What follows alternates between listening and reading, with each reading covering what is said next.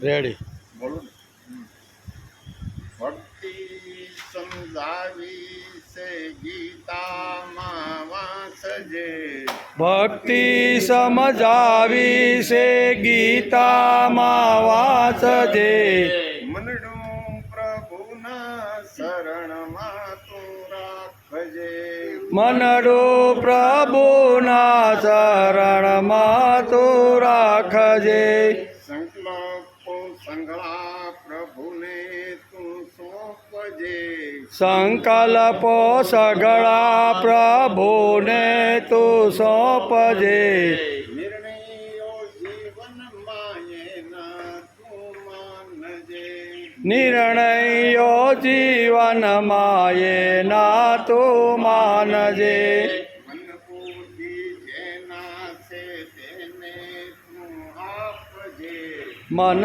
બુદ્ધિ જેના છે તેને તું આપજે મનડું પ્રભુના શરણમાં તું રાખજે મનડું પ્રભુના શરણમાં તું રાખજે ભક્તિ સમજાવી છે ગીતામાં વાંચજે ભક્તિ સમજાવી છે ગીતામાં વાંચજે સંસાર સાગર છે એકલે તરાયના સંસાર સાગર છે એકલે તરાયના ઈશની સહાય વિના પાર ઉતરાયના ઈશની સહાય વિના પાર ઉતરાયના જીવન નૈયાનું સુકાનયને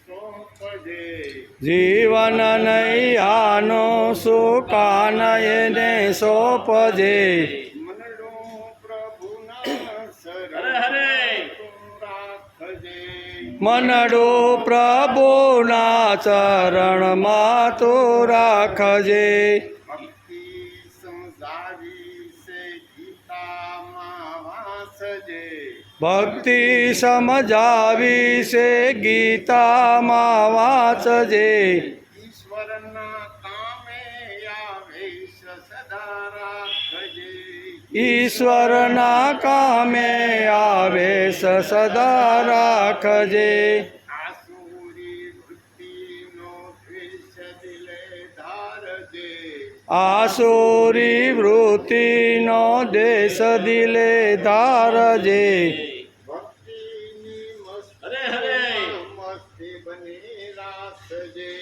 ભક્તિની મસ્તીમાં મસ્ત બની રાખજે મનડું પ્રભુના શરણમાં તું રાખજે મનડું પ્રભુના ચરણમાં તું રાખજે ભક્તિ સમજાવી છે ગીતામાં વાંચજે ભક્તિ સમજાવી છે ગીતામાં વાંચજે બ્રહ્મ ઋષિ થઈને તું ચિંતન પ્રગટાવજે બ્રહ્મ ઋષિ થઈને તું ચિંતન પ્રગટાવજે રાજ ઋષિ રૂપે તું વૈભવ વહાવજે રાજ ઋષિ રૂપે તું વૈભવ વહાવજે દેવર્ષિ થઈ સૌને હલાવજે દેવ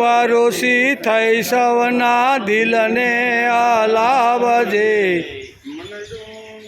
મનડું પ્રભુના શરણમાં તું રાખજે મનડું પ્રભુના ચરણમાં તું રાખજે ભક્તિ સમજાવી છે ગીતામાં વાંચજે ભક્તિ સમજાવી છે ગીતામાં વાંચજે મનડું પ્રભુના શરણમાં તું રાખજે મનડું પ્રભુના ચરણમાં તું રાખજે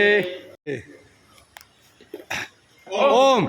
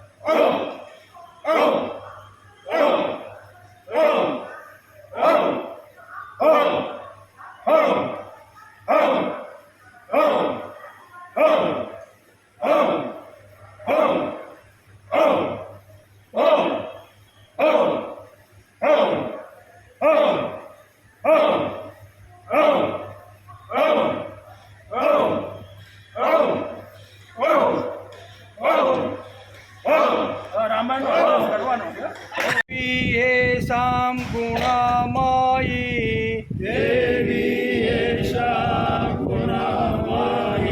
देवीं येषा गुणमयी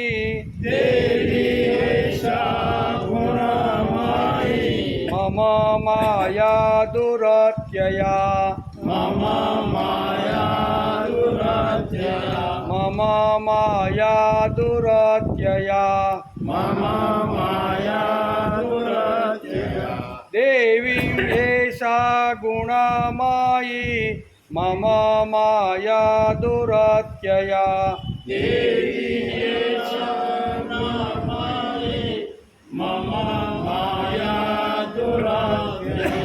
मामेव ये प्रपद्यन्ते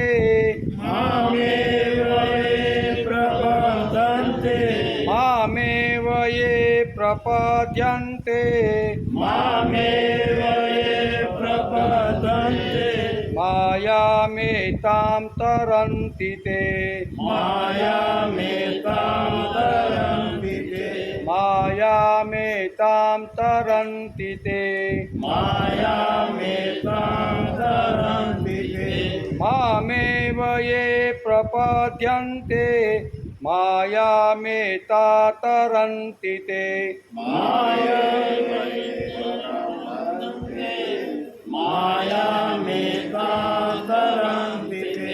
देवीं येषा गुणमयी मम माया दुरत्यया मामेव ये प्रपद्यन्ते मायामेतां तरन्ति ते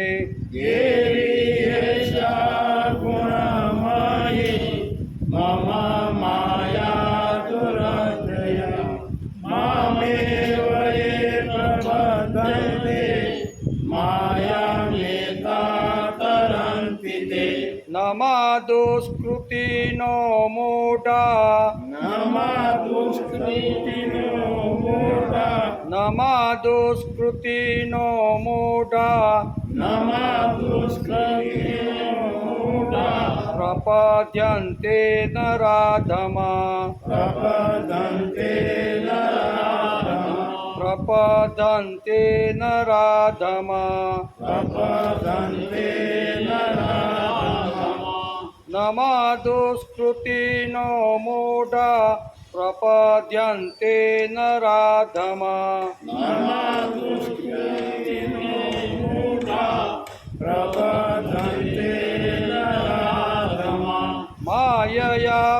मायया पह्यज्ञानाम्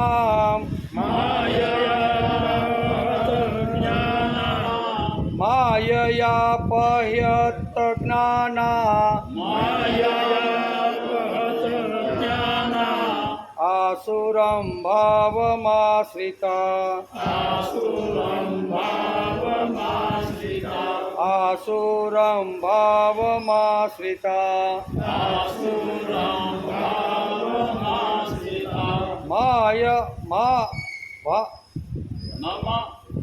मायया पयत ज्ञाना आसुरं भावमाश्रिता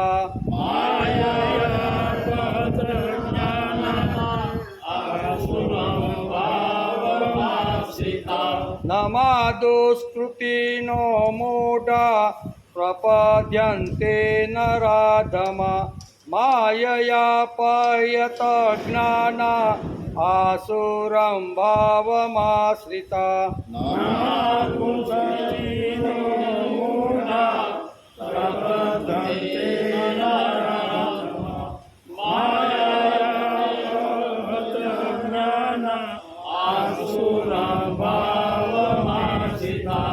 चौद पंदर साथे देवीं हेषा गुणमयी महामाया दुरात्यया मामेव ये प्रपद्यन्ते मायामेतां तरन्ति ते नमस्तुस्तुतिनो मूढा प्रपद्यन्ते नराधमा माययापयत ज्ञाना आसुरं भावमाश्रिता आसुरं भावमाश्रिता हरि ओम वसुदेवसुतं देवं कंसचाणो रमदनं देवकी परमानन्द कृष्णं वन्दे जगद्गुरु गुरुर्ब्रह्मा गुरुर्विष्णु गुरुर्देवो महेश्वर गुरुसाक्षात् परब्रह्म तस्मै श्रीगुरुवे नमः नारायणं नमस्कृत्यं नरं चैव नरोत्तमं देवीं सरस्वतीं व्यासं ततो जयमुदीरये ततो जयमुदीरये।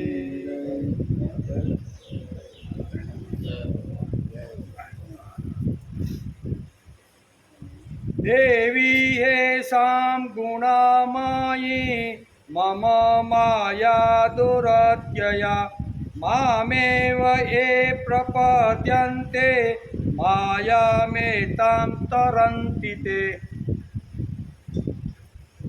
ये એટલે કેમ કે મારી આ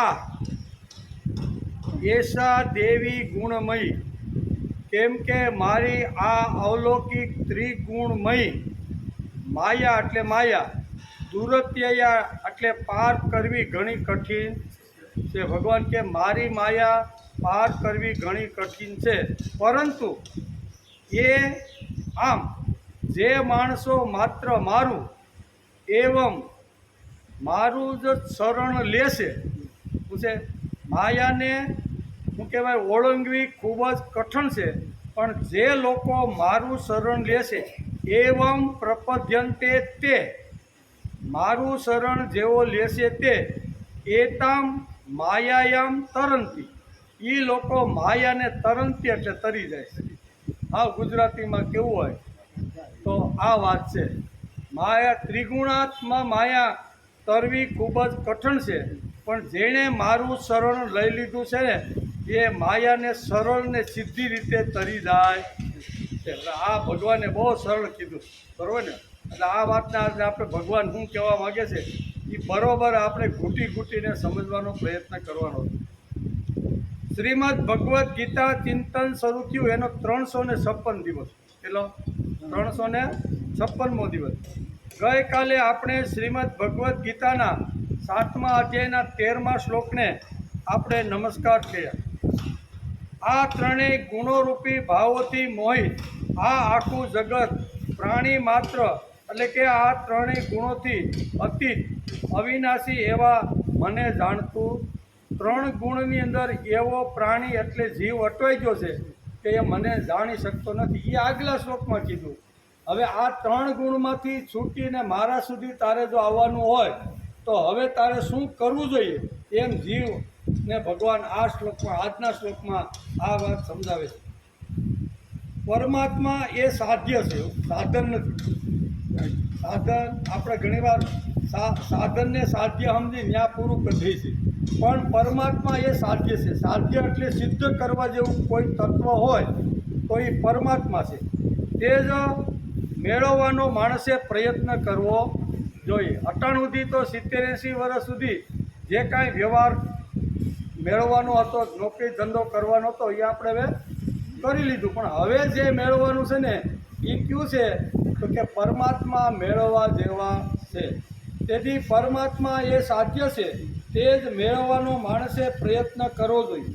તમોગુણી વાલીઓ અને જાડેજા પરમાત્માને પકડીને પણ અમર થઈ ગયા. તમોગુણી હતા બે, પણ તમોગુણી હોવા છતાંય જેણે પરમાત્માને પકડી લીધા, બરાબર. ભલે તમોગુણી હતા પણ પરમાત્માને જેણે પકડ્યા છે એ તરી જાય કે નહીં, એવું આપણે ગઈકાલે થોડો ઘણો વિચાર અહીંયા જાડેજા અને અહીંયા વાલિયાનો વિચાર કરીને તમોગુણ એટલે શું, રજોગુણ એટલે યાજ્ઞવલ્ક્યની વાત, તમોગુણ એટલે આ બધાની વાત, સંતો મહાપુરુષો છે એ સત્વગુણ છે. આ બધી વાતોને ગઈકાલે આપણી બુદ્ધિ અનુસાર થોડો સમજવાનો પ્રયત્ન કર્યો. હું કોણ છું, માનવીનું મન જ્યારે જ્યારે ભૂલી જાય છે, હું કોણ છું એ માણસ જ્યારે ભૂલી જાય, હું કોણ છું એ માણસ જ્યારે ભૂલી જાય છે ત્યારે એને આત્મવિસ્મૃતિ થઈ જાય. આત્માની અંદર વિસ્મૃતિ થઈ જાય. કોણ છું, કોનો છું, ભગવાને મને મનુષ્ય જન્મ શા માટે આપ્યો? જગતની અંદર તો ઘણી બધી યોનિઓ છે, 84 લાખ યોનિઓ છે. એ યોનિઓમાં મને નહીં મૂકતા મને ભગવાને માણસ શા માટે બનાવ્યો છું? તેથી માણસને હું કોણ છું, હું શા માટે છું, ભગવાને મને માણસ જ શા માટે બનાવ્યો, એની જ્યારે વિસ્મૃતિ થઈ જાય છે ને ત્યારે માણસ આડાઅવળો ભાગવા માંડે છે, એમ કહે છે. પરિણામે તેના અનૈતિક જીવનનો આરંભ થાય છે. હું કોણ છું એ ભૂલી જાય માણસ અને ગમે તેવા આડાઅવળા ધંધા કરી અને એ પોતાની નૈતિક જીવનને આરંભ કરવાનું જ ભૂલી જાય છે. અને માનવ સમજવાનું વ્યક્તિનું અધપતન થાય છે. આ સમયે ધર્મ પુનઃસ્થાનને માટે અવતાર આવે છે. હું કોણ છું એની વિસ્મૃતિ થઈ જાય અને આડોહળો ભાગવા માંડે અને સમાજ થોડોક આડોહળો થાય ત્યારે ભગવાન આ જગતમાં આવીને થોડું પાછું ઠીકઠાક કરતા રહેલા.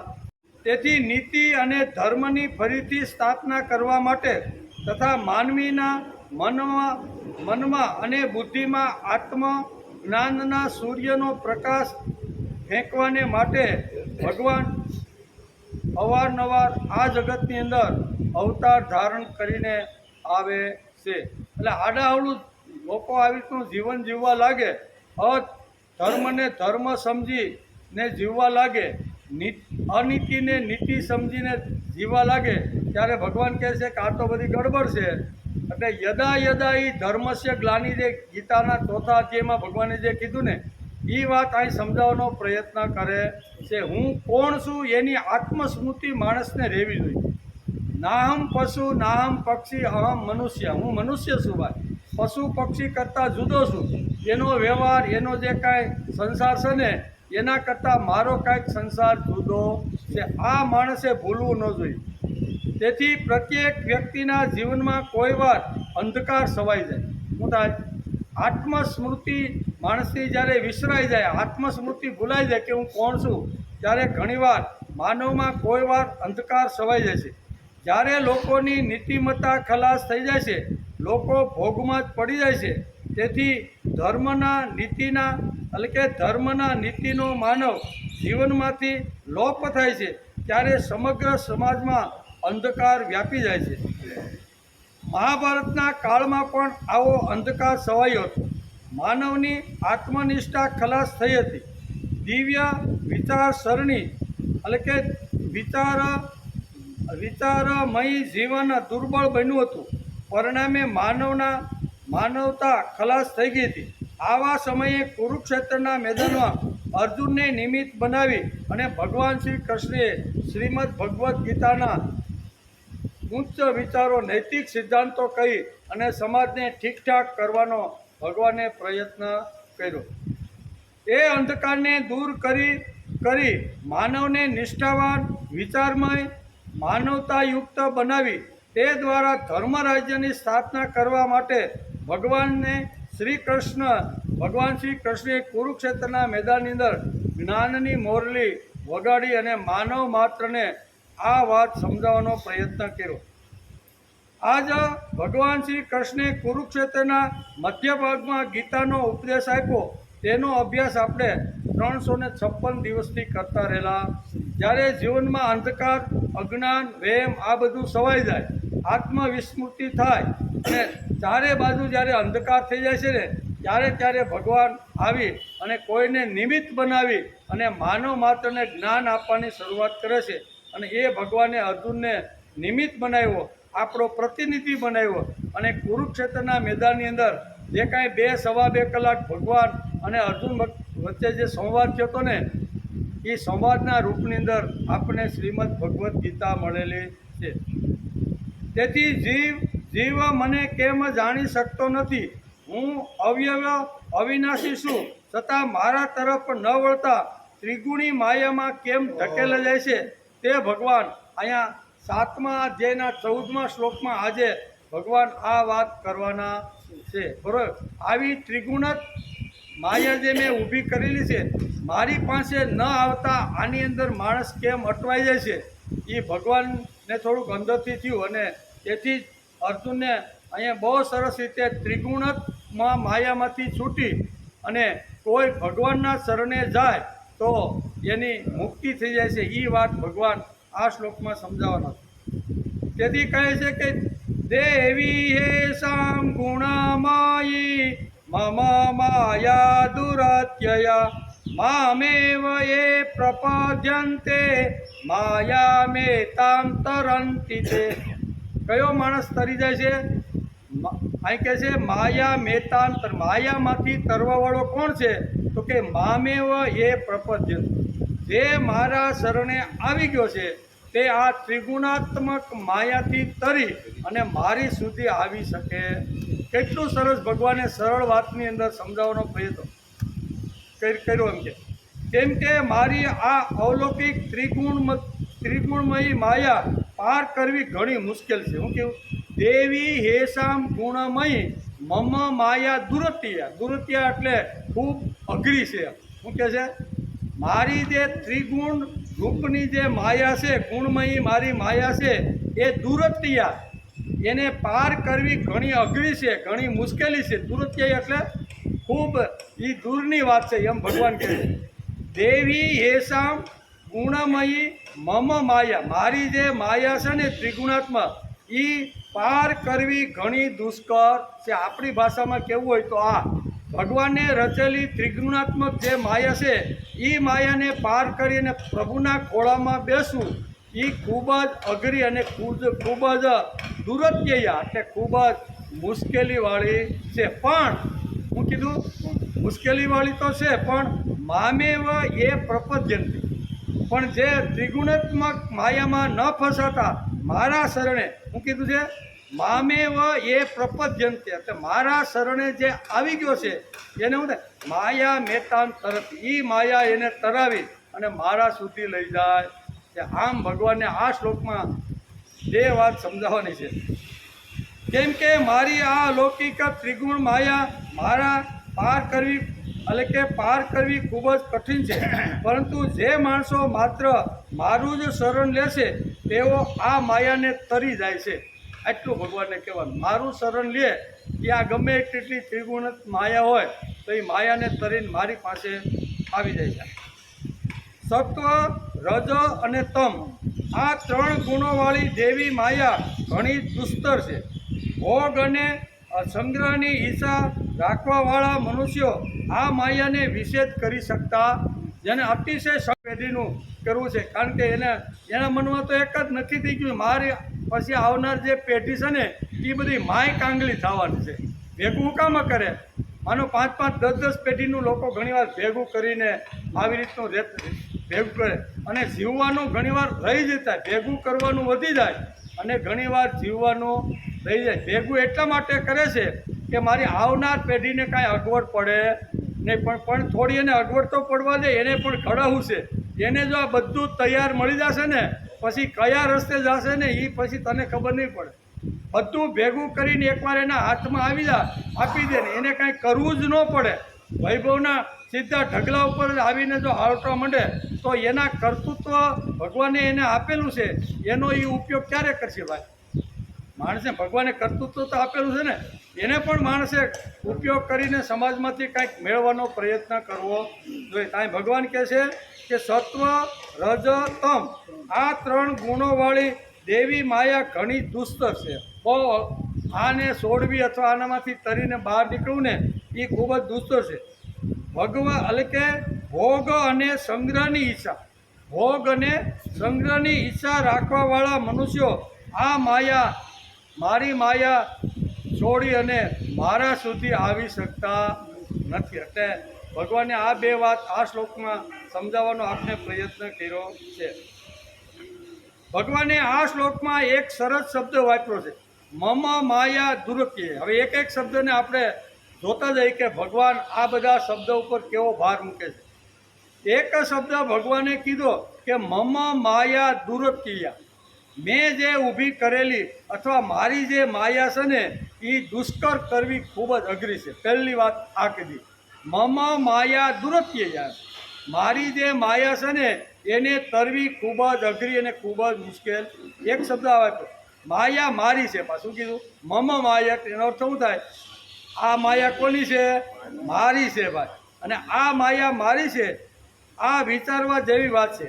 માયાને ખરાબ કહેનાર માણસો ભગવાનને અન્યાય કરે છે. ઘણા લોકો માયા ખરાબ છે, ધન ખરાબ છે, લક્ષ્મી ખરાબ છે, એ સંચળ છે, એને ઘણી વાર વ્યાસપીઠ ઉપરથી ઘણા બાપુઓ ગાળો આપતા હોય છે કે માયા આવી છે ને તેવી છે. તો અહીં તો ભગવાને કહી દીધું કે મમ માયા, આ માયા તો મારી છે. હવે ભગવાનના જે બની ગયા હોય એને ગાળ અપાય? આ માયા ભગવાનની છે. ભગવાન પોતે જ ગીતાના 7મા અધ્યાયના અહીંયા 14મા શ્લોકમાં ભગવાન પોતે જ કહે છે મમ માયા. એનો સીધો છે મમ માયા, આ માયા મારી જ છે ભાઈ. અને ભગવાનની જે માયા હોય એને ગાળ આપવાનો આપણને કોઈ અધિકાર. ભગવાનના જે બની ગયા અથવા ભગવાને જેને સ્વીકારી લીધા અથવા ભગવાને જેને આવી રીતે પકડી લીધા, ભગવાને જેને પકડ્યો છે એ કોઈ દી ખરાબ હોતું નથી. તેથી મમ માયા દુરત્યયા આવો એક આ શ્લોકની અંદર શબ્દ છે. માયાને ખરાબ કરનારા માણસો, કહેનારા માણસો ભગવાનને અન્યાય કરે છે. માયા ભગવાનની હોય તો એ ખરાબ કેમ હોય ભાઈ? વાપરતા ન આવડે તો પછી એક વાત જુદી છે, પણ માયા તો ભગવાનની છે. અને માયા ભગવાને જો આપી હોય તો ન વાપરતા આવડે ને ગમે ત્યાં વાપરી અને પછી કહે કે જેના હાથમાં માયા આવીને એ બગડી ગયો. તને વાપરતા ન આવડી તો એમાં ભગવાન શું કરે? ભગવાન કહેતા આ મારી માયા છે. તેથી માયા બહુ ખરાબ છે. માયામાં આપણે ફસાયા છીએ. માયા તરવાને બદલે ડૂબાડે છે. આવું ઘણા લોકો વ્યાસપીઠ ઉપરથી બોલી અને ભગવાનની માયાને ન કહેવાના શબ્દો કહેતા હોય છે. સંચળ છે, આવી રીતની છે, ખરાબ છે, બરોબર ને? તો ભગવાને તો અહીં કહી દીધું કે આ માયા મારી છે. હવે ભગવાનને જેને સ્વીકાર્યો હોય અથવા ભગવાને જેને પોતાની ગણી હોય એને ગાળ આપવાનો આપણા જેવાને કોઈ અધિકાર નથી. ભગવાન પોતે મમ માયા ભાઈ શું કહે છે? મમ માયા. ભગવાન આ શ્લોકમાં આવો બધો કચરો સાફ કરી નાખે છે. કેવું? માણસના મગજમાં અત્યારે ઘણો બધો કચરો ભરાઈ ગયો છે કે માયા ખરાબ છે, માયા હાથનો મેલ છે, માયા આવી રીતની માણસને ડૂબાડી ગયો છે, માણસ આવી રીતના સત્ય માર્ગેથી અસત્ય તરફ આવું ઘણા લોકો ઘણી રીતે માયાના માટે બોલતા હોય છે. આ જે કચરો સમાજમાં જે ઘૂસી ગયો છે એને ભગવાન આ શ્લોક દ્વારા સાફ કરવા માગે છે. ઘણી વાર કચરો આપણા સસમામાં ભરાઈ જાય કે નહીં, મોબાઈલમાં ભરાઈ જાય, કચરામાં ઘણી રીતે નળસામાં પાણીનો નળસું હોય એમાં કચરો ભરાય કે નહીં, તો એને સાફ કરવો પડે કે નહીં? એટલે ભગવાન કહે છે મમ માયા દુરત્યયા. આમ કરી અને સમાજને મારા પ્રત્યે અથવા મારા વિશે જે લોકો ખરાબ બોલતા રહેલા છે કે માયા ખરાબ છે, હાથનો મેલ છે, સંચળ છે, માયા આવે એટલે ઝઘડા ઊભા કરે છે, આ બધી જે કાંઈ કચરો જે સમાજમાં ઘૂસી ગયો છે એને ભગવાન આ શ્લોક દ્વારા સાફ કરવા માગે. મમ માયા કહી દીધું એટલે માયા ખરાબ નથી, પણ તને વાપરતા ન આવડે તો એમાં ભગવાનનો શું દોષ પાડે? વસ્તુ આપણે ભગવાને આપી દીધી, હથિયાર આપણે આપી દીધું, એ હથિયાર આપણે કોઈ શાક સમારવાને બદલે કોઈના ડોકા કાપવા માંડી તો એમાં હથિયાર શું કરે ભાઈ? હે હત્યાનો કઈ વાંક ખરો? એ માયા તો ભગવાને ઊભી કરી દીધી, પણ ત્રિગુણાત્મક માયાની અંદર એ માયાને વાપરતા ન આવડે અથવા એની સાથે રમતા ન આવડે તો એમાં ભગવાનનો ભાઈ શું વાંક? એટલે ભગવાન અહીં જે કચરો ઘૂસી ગયો છે ને, ઘણા લોકોના મગજમાં વ્યાસપીઠ ઉપર બેઠા બેઠા ઘણા બધા કચરા સમાજને પીરસે છે, બરોબર? તો એના માટેનો આ શ્લોક છે. તેથી ભગવાન આ શ્લોકમાં આવો બધો કચરો સાફ કરી નાખે છે. મમ માયા, ભગવાનની માયાને ખરાબ બોલવાનો કોઈને અધિકાર. ભગવાનની માયા હોય તો આ માયાને ખરાબ બોલવાનો કોઈને અધિકાર નથી. ભગવાન આવા લોકો જે બોલે છે તેને એસિડથી ભગવાન ધોઈ નાખે છે. હું આવા ભગવાન કોઈના બાપનું રાખતો. ભગવાનને ઓળી એમ થાય કે આ વ્યાસપીઠ ઉપર બેઠો છે, મોટા મહાત્મા છે, 1000 અત્યાર સુધીમાં કથાઓ કરી છે, હવે આને મારે ક્યાં આવો શબ્દ વાપરવો?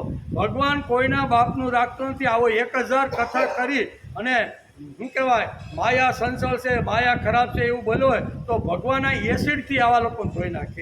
ઘરમાં વાપરીએ ને બહુ કાંઈક થઈ ગયું હોય ને તો કે બેનને કે 2 ટીપા એસિડના નાખ ડોલમાં, એસિડથી બધું ધોવાઈ જાય કે નહીં? એટલે ભગવાન આવા લોકોના મગજમાં જે કાંઈ કચરો ઘૂસી ગયો છે અને સમાજને ખોટી વાત સમજાવવાનો જે પ્રયત્ન કરે છે, આવા લોકોને ભગવાન અહીંયા વસ્ત્ર હરણ કરી એસિડથી બરોબર ધોવાનો પ્રયત્ન કરે. તમને કોઈને મારી માયાને ગાળ આપવાનો અધિકાર નથી. આપણી ઘરની પત્ની હોય કે આપણો કાંઈ હોય તો એને કોઈ ગાળ આપે તો શું થાય? આપણે ઊભા થઈ જાય, રૂવાડા ઊભા થઈ જાય કે નહીં? આપણી પત્નીને ન કહેવાના શબ્દો કહે એવું હોય જ નહીં, પણ કોઈ આવીને 2 શબ્દો કહે તો શું થાય? આપણે તલવાર ગોતીએ કે નહીં કે આનું ડોકું જોડે નથી? તો ભગવાનની માયાને જો કોઈ આવી રીતનું કહે, આ તો ભગવાન હારા છે બહુ. ભગવાન કેવા છે? દયાળુ. એ કે મારી માયાને ગાળ આપે છતાં હું સહન તો કરું જ છું, પણ હવે મારે ખુલ્લે આમ લોકોને કહેવું પડશે કે મારી માયાને ગાળ આપવાનો તમને કોઈ અધિકાર નથી. તેથી ભગવાન આવા લોકોને બોલે છે, તેને એસિડથી ધોઈ નાખે છે. માયાનો આધાર લઈને ભગવાન પોતે પ્રગટ થયા છે. કેવો? માયાનો આધાર લઈને આ સૃષ્ટિની અંદર ભગવાન પોતે જ પ્રગટ થયા છે. માયાનો આધાર લઈને ભગવાન પોતે જ આ સૃષ્ટિમાં પ્રગટ થયા છે. તો ખરાબ કેમ હોય ભાઈ? માયાનો આધાર લઈને જો ભગવાન પ્રગટ આ સૃષ્ટિમાં થયા હોય તો માયા ખરાબ શા માટે હોય? એમ કે જીવ પ્રગટ થાય છે એ અવિદ્યાનો આધાર લે છે. કેવો?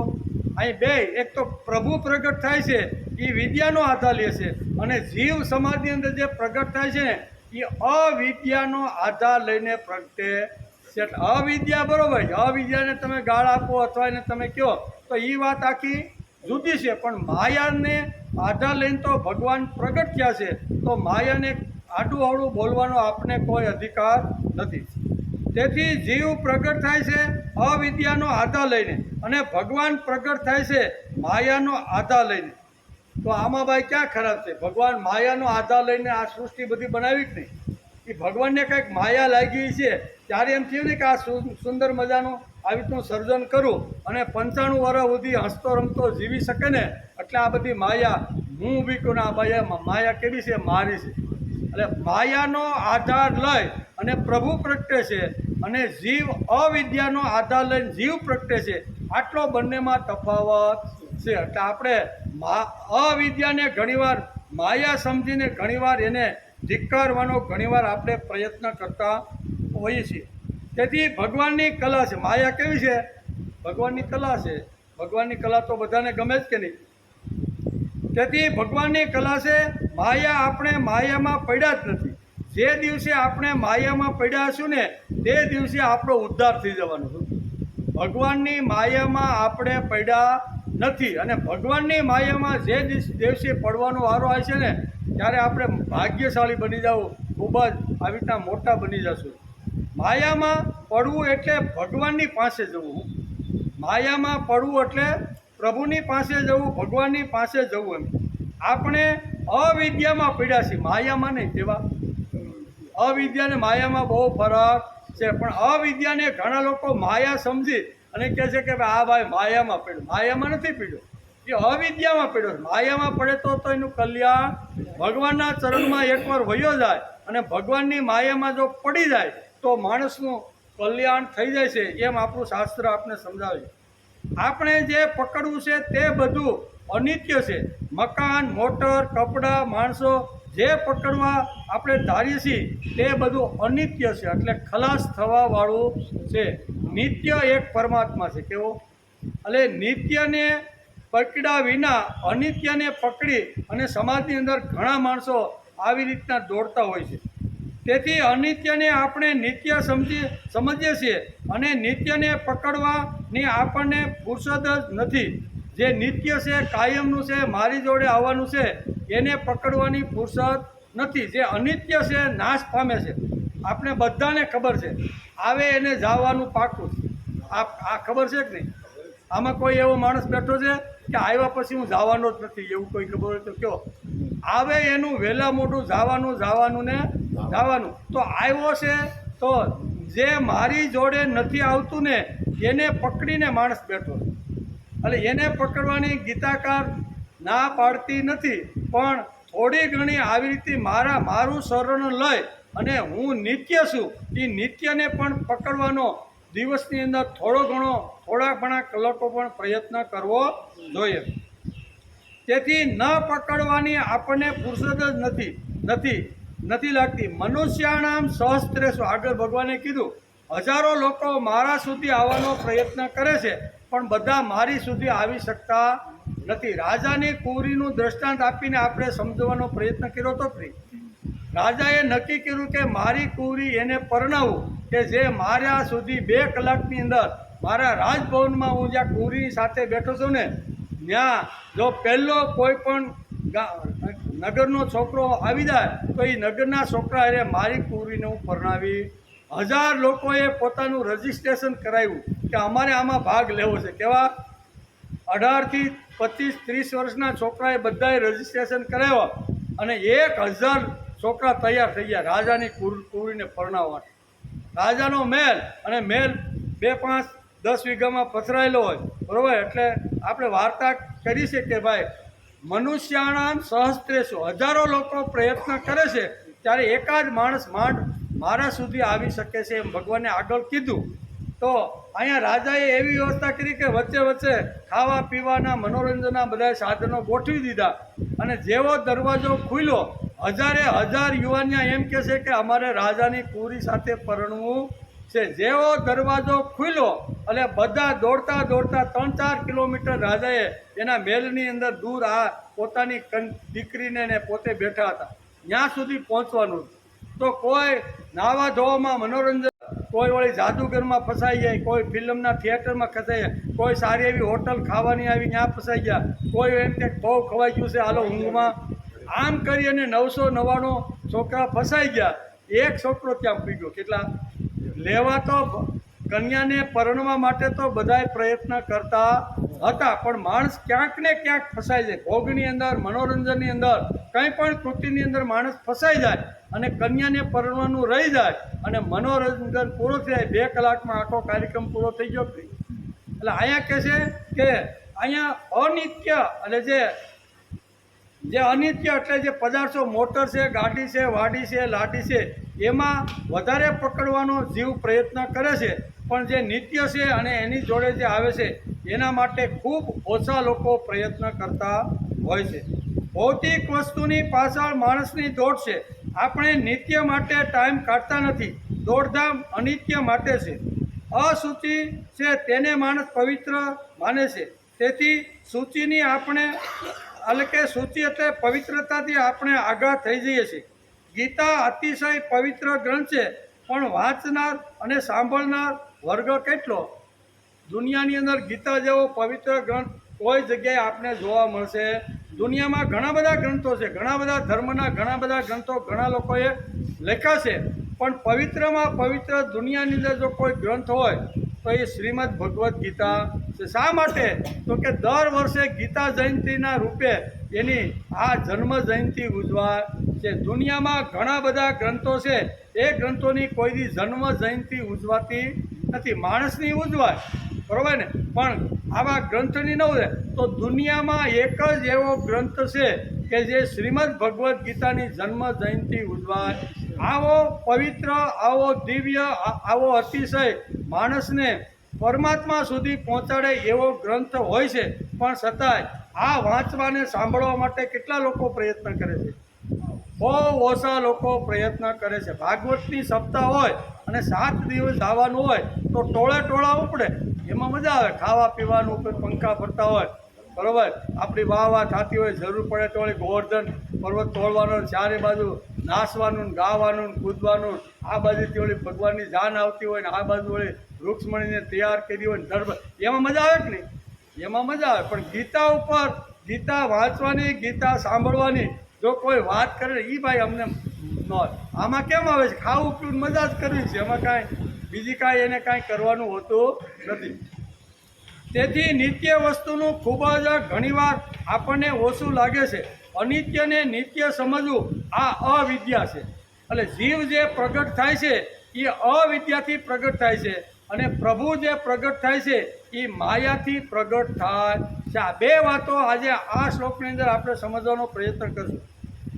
પવિત્ર વાતોથી આગા રહીએ છીએ. ગીતા અતિશય પવિત્ર ગ્રંથ છે. વાંચનાર વર્ગ કેટલો? બહુ ઓછો. સંસ્કૃતિની વાતો કરનાર ગીતાનો કેટલો અભ્યાસ કરે છે, અને તે અંદર જઈને જાણવું જોઈએ. જે ઘણા સમાજમાં ઘણા પ્રવચનો મોટા મોટા સ્ટેજ ઉપરથી ઘણા મહાત્માઓ અને ઘણા વિદ્વાન પુરુષો આપતા હોય છે. એ જ્યારે આવી રીતે સંસ્કૃતિની વાતો કરતા હોય, ભક્તિની વાતો કરતા હોય, ધર્મની કે અધ્યાત્મની વાતો કરતા હોય, તો કેટલો ઊંડો અભ્યાસ કરીને એ કલાક 2 કલાક બોલે છે. અભ્યાસ કાંઈ નહીં, થોડું ઘણું વાંચ્યું હોય ને પહેલેથી યાદ રહી ગયું હોય, એની વાત અમદાવાદમાં, એની વાત રાજકોટમાં, એની વાત સુરતમાં, એની વાત મુંબઈમાં, વાત તો એકને એક. અડધી કલાક જે પાકું કર્યું હોય ને, કારણ કે ત્યાં સમાજ, અમદાવાદનો સમાજ કાંઈ રાજકોટ જતો, ત્યાં નવો સમાજ થઈ ગયો. રાજકોટવાળો કાંઈ સુરતમાં આવતો, બધે સમાજ અલગ અલગ, વાત એકની એક, પણ ઊંડો અભ્યાસ કરી અને કહેવાનો માણસે પ્રયત્ન કરવો જોઈએ. તેથી પવિત્ર વાતોથી આગા રહીને રહીએ છીએ. ગીતા અતિશય પવિત્ર ગ્રંથ છે. વાંચનાર વર્ગ કેટલો? સંસ્કૃતિની વાતો કરનારા ગીતાનો કેટલો અભ્યાસ કરે છે, તે અંદર જઈને જોવાનો પ્રયત્ન કરવો જોઈએ. પ્લેટફોર્મમાં માણસ ગજવી નાખે એવી વાત કરે. કેવી? ધર્મ બગડ્યો છે, ધર્મ આવી રીતના વટાળ પ્રવૃત્તિ જંગલોમાં આદિવાસીમાં થાય છે, આપણે ત્યાં જવું જોઈએ, તો અહીંયા હિન્દુ ધર્મ છોડીને બીજો ધર્મ આવા સ્ટેજ ઉપર એને ઊભો કરો ને તો આખું ગજવી નાખે. પણ તે કેટલો પ્રયત્ન કર્યો? ગજવનારને પૂછો, તું આદિવાસીના એરિયામાં જઈ અને કયા આદિવાસીના કુટુંબમાં જઈને રામ અને કૃષ્ણને ગીતા અને આપણા પુરાણોની તે કઈ વાત કરી? તો કે એ વાત કરીને ગજવવાનું કામ મારું. કેવું? ગજવી નાખે. પણ ખાલી ગજવવાથી કાંઈ સમાજની અંદર વટાળ પ્રવૃત્તિ કાંઈ ઓછી થતી? જો વટાળ પ્રવૃત્તિ ઓછી કરવાની હોય, મારા રામકૃષ્ણ અને ગીતા અને રામાયણને જો જીવંત જો રાખવાની હોય ને, તો એના માટે મારે ઘસાવવું પડે. એના માટે મારે શહેરમાંથી ઊભું થઈને આદિવાસીના ગામડામાં જવું પડે. એ મેલા ઘેલા જે લોકો છે એની પાસે ભાવથી પ્રેમથી બેસી અને હળવે હળવે એની અંદર 1-2 દિવસ રહી અને ધીમે ધીમે આપણી વૈદિક તત્વજ્ઞાનની વાતો કરીએ તો એ કે ભાઈ હવે આપણે હિન્દુ ધર્મ છોડવો. પણ આપણે ખાલી ભાષણો ઠપકારી રાખીએ સ્ટેજ ઉપરથી, બરાબર. આટલું આમ થાય છે. મહાત્માઓ ઘણીવાર સ્ટેજ ઉપર બધા ભેગા થાય મહાત્માઓ, બરાબર, અને એ એમ કહે છે કે વટાળ પ્રવૃત્તિ સમાજમાં જોર પકડી રહી છે, હવે એને આપણે બંધ કરાવવી જોઈએ. બંધ કરાવવાથી થાય? અરે અમારો વિવેકાનંદ ઉઠીને જો અમેરિકામાં જાય અને વૈદિક સંસ્કૃતિ રામ અને કૃષ્ણને ગીતાને જો લઈ ગયો હોય, તો એ લોકો કદાચ એનું અહીંયા લઈને આવે તો અહીંયા આપણે વાંધો પડે છે. પણ અમારો માણસ દુનિયામાં જઈને કોઈ જગ્યાએ ગીતા લઈ જાય તો આપણે તો તાળીઓ વગાડીએ કે સારું સારું કહેવું. તો એ લોકોને પણ ન થાય કે અમારી પાસે જે શાસ્ત્ર છે, અમારી પાસે જે વિચારો છે, દુનિયામાં જવા તમારી જો તાકાત હોય અને આવેલો માણસ જો ગમે તેવી વાતો કરતો હોય તો તમે સામે ગીતા ધરીને એની સામે વાત કરી શકો કે તમારા કરતાં શ્રેષ્ઠ સાહિત્ય અમારી પાસે છે. તમે જે વાત કરો છો એના કરતાં ઉત્તમ અમારી પાસે આવી રીતના ચરિત્રો અમારી પાસે પડેલા છે. એ કહેવાની હિંમત ક્યારે આવે? કે આદિવાસી પાસે જઈને એને અભ્યાસ કરાવ્યો હોય તો. નકર તો ઓલો કોઈ આવે, ક્રોસ આપે, થોડું ઘણું ખાવાનું આપે અને પછી કે તમે કંઠી તોડી નાખો અને અમારો ક્રોસ તમારા ગળામાં લટકાડી તો લટકાડે કે નહીં? ભાવ આપે, પ્રેમ આપે, એના છોકરાને ભણાવવા લઈ જાય, એના છોકરા માટે ખર્ચો કરે, બધું કરવા લાગે, અને 2 મહિના પછી હળવેથી કે મેં તમારા છોકરાને ભણાવવા માટે આટલી ફી આપી, ખાવા માટે એટલા ઘઉં આપ્યા, આમ કર્યું. હવે તમે આ કંઠી તોડી નાખો અને આ અમારો ક્રોસ લટકાવો તો લટકાવે કે નહીં? આપણે પ્રયત્ન કર્યો, આપણે કરતા નથી. પછી વાતો તો સ્ટેજ ઉપર મોટી મોટી કરી છે. તેને અહીં કહે છે કે પ્લેટફોર્મમાં ઉપર બેસી માણસ પ્લેટફોર્મને ગજવી નાખે છે. જ્યારે સંસ્કૃતિની વાત કરતો હોય ત્યારે પણ ભારતીય સંસ્કૃતિનો પ્રાણભૂત જે શ્રીમદ ભગવત જેવો ગીતાનો ગ્રંથ છે એનું એકેય વાક્ય એ ભાઈ ટાંકતો નથી. વાત બીજી બધી કરે પણ શ્રીમદ ભગવદ્ ગીતાની વાત ટાંકી અને સમાજની પાસે આ લઈ જતો નથી. ગીતા વાંચ્યા વગર કે સાંભળ્યા વગર કંઈ થઈ શકે. પહેલાં સાંભળવી જોઈએ, વાંચવી જોઈએ, સમજવી જોઈએ અને પછી એને લઈ જવાનો જો પ્રયત્ન કરી તો સામેનો માણસ કદાચ 1-2 પ્રશ્ન પૂછે તો આપણે 2 દિલ ધડક આપણે એને જવાબ આપી શકીએ. ખાલી આવેશથી સંસ્કૃતિ ઊભી થતી નથી. ગીતા એ પાયાનું કામ કર્યું છે. શ્રીમદ ભગવદ્ ગીતા એ પાયાનું કામ છે. ગીતા લઈને એકવાર ગલીએ ગલીએ, ગામડે ગામડે, ઝૂંપડે જઈને ગીતાના સિદ્ધાંત જો સમજાવવાનો જો પ્રયત્ન કરશું ને તો કોઈ માણસ એવો નથી કે એ છોડીને કોઈ પણ બીજી જગ્યાએ જાય. પણ ગીતા પહોંચી નહીં, રામાયણ ગઈ નહીં, રામ ગયો નહીં, કૃષ્ણ ગયો નહીં, અમારો મહાદેવ ગયો નહીં, અને એટલે એ લોકો એમ કે કાંઈ વાંધો નહીં, હાલો તમારી સાથે અમે ઊભા રહી થઈ. તેથી ગીતામાંથી શાશ્વત વાતો મળે છે, પવિત્ર વાતો મળે છે, પણ પવિત્ર માણસની આપણે કિંમત નથી. ગીતા કરતાં હું મોટો છું. તેથી ઘણા લોકો થોડા દિવસ સાંભળ્યા આવે અને પછી આવતા બંધ થઈ જાય. પછી ગીતા કરતાં તો મોટો છો ભાઈ, મને તો બધી ખબર પડે છે, હવે સાંભળવું કે ન સાંભળવું, હાલો ને આપણું જૂનું જે કાંઈ કામ હતું એ હાથમાં લઈને મંડો કરવા. એટલે ઘણીવાર મહિના, 2 મહિના, 6 મહિના, વર્ષ, 2 વર્ષ સુધી ઘણીવાર બદલા હેઠે આવે, બરાબર, અને પછી એમ કે હવે આમાં કાંઈ લેવાનું નથી, એમ કરીને છૂટી જાય. પહેલું સુખ તે જાતે નરવું. શાસ્ત્ર શું કહે છે?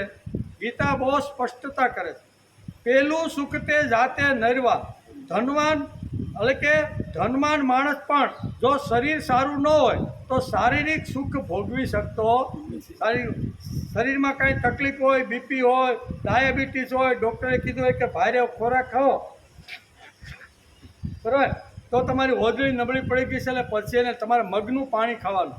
હવે એ 200 લોકોને ખવડાવતો હોય, 200 નોકરો આન કે એની ફેક્ટરીમાં ઘણા બધા હોય, પણ ડૉક્ટર એને કે તમારે મગનું પાણી પીવાનું. હવે 200 લોકોને મેવા છે, મીઠાઈ છે, રોજ 2 ટાઈમ એને જમાડે, બધું કરાવે અને પોતે ખાઈ શકતો નથી. એટલે કહેવાનો અર્થ, પહેલું સુખ તે જાતે.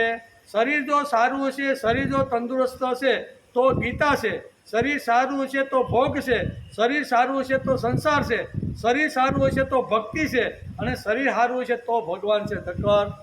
શરીર જો સારું ન હોય ને ગમે ત્યાં અગવડ શરીરમાં હોય અને ભક્તિ કરવા માટે બેસી તો શરીરના અંગ આપણે ત્યાં શાંતિથી બેસવા દેતા નથી. તેથી શરીરને સંભાળવાનો પ્રયત્ન કરવો જોઈએ. તેથી જ આપણે રોજ યોગા કરી છે. એનું કારણ શું છે? ઘણીવાર અગવડતા લાગે કે હારવા બહુ લંબાવે છે, પણ લંબાવે છે એટલે આપણી અંદર જે બ્લોક થઈ ગયેલી નળીઓ જે જામી ગઈ છે ને અંદર ગઠોડા, એ છોડાવવાનો પ્રયત્ન છે કે એ છૂટી જાય ને તો બાયપાસ સર્જરી કરાવવી ન પડે, આપણે આરોગ્ય આપણું સારું રહે, બરાબર. એટલે પહેલું સુખ તે જાતે નરવા. ઘણી બધી વાતો છે, પણ ભગવદ્ ગીતા અધ્યાય 7 શ્લોક નંબર 14 એમાં ભગવાન પોતે અર્જુનને સંબોધન કરીને કહે છે કે હે અર્જુન, કેમ કે મારી આ અવલૌકિક ત્રિગુણમયી માયા છે. કેવી? મારી અવલૌકિક ત્રિગુણમયી માયા છે, તેને પાર કરવી ખૂબ જ મુશ્કેલ છે. પાર કરવી ઘણી કઠિન છે, મુશ્કેલ છે. પરંતુ જે માણસો માત્ર મારું જ શરણ લેશે, માયા કરવી મુશ્કેલ છે, પણ જે માણસો મારું શરણ લેશે તેઓ આ માયાને તરી જાય છે. શું કહે છે? તે આ માયાને, માયા તેતાન તરંતી એટલે તરી જવું, તે આ માયાને તરી જાય છે. મુશ્કેલવાળું તો છે જ, પણ મારું શરણું જેણે લીધું છે એ માયા આટલી અઘરી હોવા છતાં એને તરીને એ જીવ મારી પાસે આવી જાય છે એવું ભગવાને આ શ્લોકની અંદર કીધું. તેથી સાધનો પાસે આવ્યા એટલે આપણે સુખી થઈ જઈએ છીએ એવું નથી. સાધનો તો ઘણા હોય, શેઠ પાસે તો 5-7 મોટરો હોય, 5-10 નોકરો કામ કરતા હોય, બરોબર. પણ ડૉક્ટરે કીધું કે તમારે મગના પાણી ઉપર રહેવાનું. સાધનો ખૂબ હોય, ધન પુષ્કળ હોય, વસ્તુઓ બહુ હોય, પણ જો ભગવાનની કૃપા ન હોય તો સામે પડેલું જોવાનું પણ ભોગવવાનું આવતું નથી. એટલે કોઈ કે ના ના હું ભોગવી તો એ વાત ખોટી છે. ગમે તેટલી વસ્તુ સામે આવે અને જો ભગવાનની કૃપા આપણા ઉપર ન હોય તો એ વસ્તુ આપણે ભોગવી શકતા નથી. તેથી દુઃખને સુખ સમજીએ છીએ, અનિત્યને નિત્ય સમજીએ છીએ, અશુચિને શુચિ સમજીએ છીએ અને અનાત્માને આપણે આત્મા સમજીએ છીએ. ભગવાન કહે છે કે મમ માયા, આ બહુ મોટી વાત ભગવાને આ શ્લોકમાં કહી છે. ભગવાનની માયા માટે ગમે તેમ બોલાય નહીં. ભગવાનની જે માયા હોય, ભગવાને જેને માયા તરીકે પોતાની પાસે રાખી હોય એના માટે ગમે તેમ બોલાય નહીં. તેથી વિષ્ણુ પત્ની નમસ્તુભ્યમ પાદ સ્પર્શ ક્ષમસ્વમી. આપણે સવારમાં બોલીએ ને, હું બોલી છીએ કે સમુદ્ર વસને દેવી પર્વત સ્તન મંડલે વિષ્ણુ પત્ની નમસ્તુભ્યમ પાદ સ્પર્શ ક્ષમસ્વમી. ભગવાન વિષ્ણુની પત્ની એટલે માયા. કેવી? તો એને ગાળ અપાય? શાસ્ત્રકારો કહે છે કે વિષ્ણુ પત્ની એ વિષ્ણુ એટલે કે મારી જે પત્ની છે ને એ જ મારી માયા છે. વિષ્ણુ પત્ની નમસ્તુભ્યમ પાદ સ્પર્શ ક્ષમસ્વ. હે પૃથ્વી માતા, મારો પગ તમને સ્પર્શ થશે. જાણતા અજાણતા ઘણા બધા જીવજંતુઓ મારા પગ નીચે હાલવા ચાલવાથી ઘણા આવી રીતના પાપ થશે, તો તું મારા પાપનું પ્રક્ષાલન કર. એટલે વિષ્ણુ પત્નીને આપણે યાદ કરીને રોજ ઉઠી કે નહીં, તો વિષ્ણુની જે પત્ની છે, વિષ્ણુની જે માયા છે એને ગાળ આપવાનું કોણે કીધું ભાઈ? એને તો નમસ્કાર કરવાના હોય. તુચ્છ છે, આવી રીતની સંચળ છે, આવી રીતની માયામાં પડ્યો છે એટલે આવી રીતનો થઈ ગયો છે. અરે માયામાં પડે ને એ તો ઉઘરી જાય. શાસ્ત્રકારો શું કહે છે કે જેને ભગવાનની માયા લાગી ને એનો તો ઉદ્ધાર 100% થઈ જાય થઈ જાય. પણ આપણે લાગી અવિદ્યાનું લાગી છે. માયાની લગ્ની લાગી નથી. લગ્ની કોની લાગી? અવિદ્યાની. બરાબર? અવિદ્યાની લગ્ની લાગે તો માણસ ખાડામાં 100% પડે. પણ માયાની જેને લગ્ની લાગીને એને તો ભગવાન કહે છે યો મદ ભક્ત સમે પ્રિય. આનાથી વધારે મને કોઈ બીજું પ્રિય નથી. તેથી નારાયણ સાથે લક્ષ્મી ઊભી છે. કેવી? નારાયણની સાથે લક્ષ્મી ઊભી રહી. ભગવાનની પત્નીને ઘણા લોકો ગાળ આપીને સંચળ કરતા રહ્યા છે. ભગવાનની પત્ની એ મારી મા છે. આપણી માને પણ જો કોઈ ગાળ આપે તો આપણાથી સહન થાય નહીં. પણ ભગવાન તો એવો પરમ કૃપાળુ છે, માયાળુ છે, એને ગમે એટલા લોકો ગમે એ રીતે ગાળો આપે ને તો શાંતાકારમ ભુજગ શયનમ. આ દયાળુ છે, આને કહેવાય દયાળુ. તેથી લક્ષ્મી સંચળ નથી, આપણી મતિ સંચળ છે. કેવી? લક્ષ્મી સંચળ નથી, પણ એ જેના હાથમાં જાય છે ને એની બુદ્ધિ સંચળ થઈ જાય છે. કેવી? લક્ષ્મી સંચળ નથી, પણ જેના હાથમાં આ લક્ષ્મી આવી એનું મન એટલે એની જે મતિ છે ને એ મતિ સંચળ થઈ જાય. લક્ષ્મી જેની પાસે આવે તેની નીતિ ઠેકાણે રહેતી નથી. ઘણીવાર આવે તો એની મતિ ઠેકાણે ન રહે. લક્ષ્મી પારદર્શક છે, વિષ્ણુની છે, તેથી લક્ષ્મી મારી પણ મા છે. મમ માયા. તેથી ભગવાને આ શ્લોકની અંદર અહીંયા મમ માયા આપીને આખા સમાજને કીધું કે લક્ષ્મીને ગાળ આપવાનો તમને કોઈને અધિકાર નથી. લક્ષ્મી મારી પત્ની છે અને મેં જેનો સ્વીકાર કર્યો હોય, મેં જેને આવી રીતનું સાનિધ્ય આપ્યું હોય ને એને ગાળ દેવાનો તમને કોઈને અધિકાર નથી. તેથી જે માણસો માયાને ગાળ આપે છે તેને ગીતા કે શાસ્ત્રોનો ખૂબ એટલે કે ગીતા કે શાસ્ત્રો ખબર જ નથી પડતી, વાંચતા જ નથી. જે માયાને જે ગાળો આપે છે ને, માયા એટલે શું છે એ જ પહેલાં ખબર નથી. અવિદ્યાને માયા સમજીને માયાના નામે બધાને ઘણીવાર વ્યાસપીઠ ઉપરથી ઘણા લોકો આવી રીતનું કહેતા હોય છે. તેથી જે માણસો માયાને ગાળ આપે છે તે તેને ગીતા કે શાસ્ત્રનો ઊંડો અભ્યાસ કર્યો ન હોય તે જ આવું લોકો વ્યાસપીઠ ઉપરથી બોલે છે. પોતે હેરાન થાય છે અને લોકોની પાસે ખોટો સંદેશો પહોંચાડી અને લોકોને ગેરમાર્ગે દોરતા રહેલા છે. કારણ કે માયાને ગાળ આપવાનો તમને કોઈને અધિકાર નથી. એટલે વ્યાસપીઠ ઉપર બેસી અને સંચળ છે, તુચ્છ છે, ત્યાજ્ય છે, અપવિત્ર એમ કરી અને આ માયા એટલે કે લક્ષ્મીને ગાળો આપે છે. પણ એણે પૂર્ણ શાસ્ત્રનો ઊંડો અભ્યાસ જો કર્યો હોય, ગીતાના આ શ્લોકનો જો અભ્યાસ કર્યો હોય કે ભગવાન તો પોતે જ કહેશે મમ માયા, તો મને એના વિરુદ્ધની અંદર અથવા એની નબળી વાત કરવાનો મને શું અધિકાર છે?